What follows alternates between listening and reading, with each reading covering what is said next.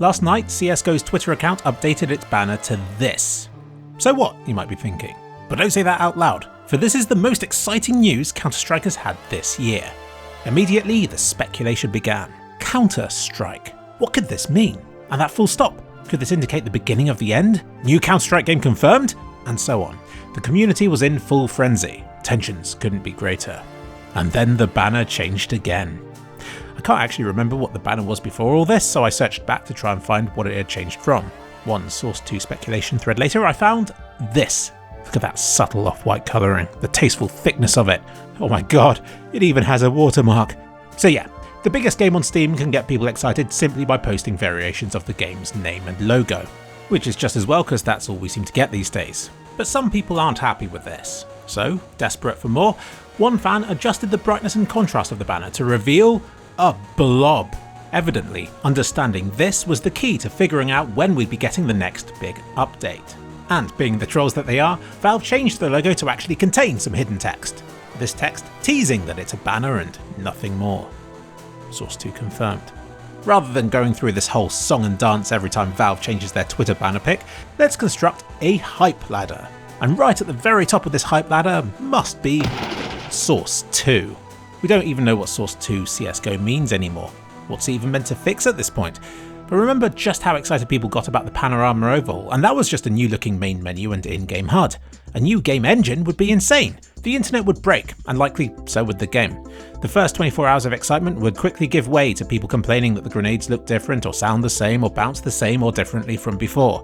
The new Source 2 lighting would look better, but subtly so, and people would ask, is that it? Before complaining that their frame rates are lower or higher than they were before. Then people would start posting on the forums with screenshots from 2022 CSGO saying how much they miss it. And I'd be in the corner getting all excited about the new upscaling possibilities. That's the best case scenario right there. Isn't that depressing? But for those of you looking for a visual makeover, there's an even more exciting possibility, and that's RTX Remix. Valve has already collaborated with Nvidia to make Portal RTX a thing, so it would be possible, if a terrible idea for a good number of reasons, for this ray tracing tech to make its way to CSGO. For those of you who don't know what it is, RTX Remix is a visual overlay that swaps out everything from an older game for a fully path-traced, modern, material-based system. The benefit of this is that it would retain exactly how CSGO is right now, since it's merely a visual overlay, so it wouldn't break the game at all.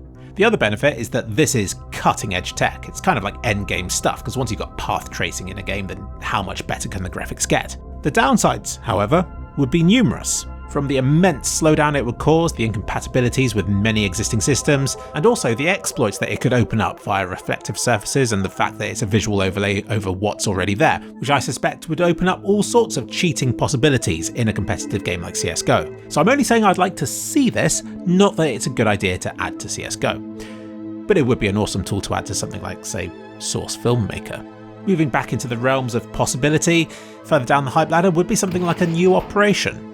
You know, sort of like the one we didn't get last year. The missions these operations ship with have kind of fallen out of favour since they became little more than get 50 headshots with a particular weapon in deathmatch mode, but they were often bundled with other cool updates to the base game. In the last one we got short competitive matches, free-for-all and team deathmatch modes, droppable grenades, a shield for casual modes, and semi-important map and weapon balance changes. Valve likes to save the biggest changes of the year for the release of an operation, so it's still something to get very excited about. Valve doesn't even need to add something to make people excited. Imagine how exciting it would be if they removed Mirage. Firstly, because their map sucks, and second, because we'd all board the hype train in anticipation of a new, super pretty version being re-released in 6 months' time. It would give people a reason to tune in again and to get excited about mundane stuff like banner changes.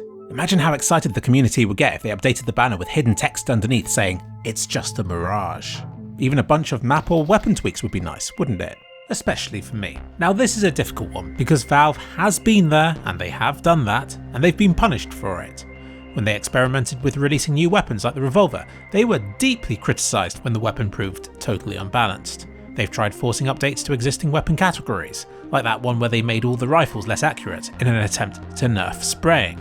This, again, proved deeply disliked, and they quickly reverted those changes and apologised for doing stuff like this, saying they'd re-evaluate their process for making and communicating changes in the future. Their communication remains as cryptic as ever, but their approach to weapon balancing has certainly become a lot more cautious. Valve tends to wait until the community has identified a significant problem before taking action on it. And with the game's viewing figures now greater than ever, it looks like they've been doing the right thing, so it's unfair for me to criticise them for the route that they've gone down. But it's left me sad, because I loved having new and unexpected updates to cover, and all of the dank banter it generated both in-game and on the forums when they got something horribly wrong. These days, CSGO's weapon balance seems almost set in stone, but part of me still loves the idea of returning to the game's earlier days again, where the meta could be shaken up by a weapon change and all eyes would be on it to see where the balance would eventually settle. I loved what they did with the SG and the AUG, where they had their prices drop by just enough to tip the balance, but it still took months before people used them as their preferred rifles. That weapon balance shake-up put a memorable stamp on that era of Counter-Strike, rewarded players for stepping out of their comfort zone, and made the whole community more familiar with weapons they otherwise might never have given a chance. I'd love to see other experiments like these carried out, to see how much change is needed before it has a profound change on the game's meta. How far does the M249's price need to be dropped before it becomes a viable option? How much does the Negev need to be buffed before it finds a use case in almost every match? Would upping the damage of high explosive grenades to allow for one-hit kills have a profound effect on how they're used? What could the decoy be if it had its function changed to do something that's actually useful? And so on. CSGO's continued popularity has made it clear that this stuff isn't needed, hence why I put it quite far down my hype ladder. But for me personally, it would be something exciting. Maybe, if the game's success ever begins to falter, I might finally get what I want. We're down at the very bottom of the hype ladder now, and down here is superficial updates like new weapon cases or stickers or music kits. You know, stuff that's still on the hype ladder because it's a good thing, but just not one that will change the face of Counter-Strike forever. I think that's the hype ladder fully covered. But why limit ourselves to the hype ladder? Let's look beyond that, to something that would blow all the things I've mentioned so far out of the water. What if they now update CSGO's Twitter banner to a new Counter-Strike? The crowd goes wild, the countdown begins. The game sees record-breaking playing and viewing figures as the world awaits the big news with bated breath.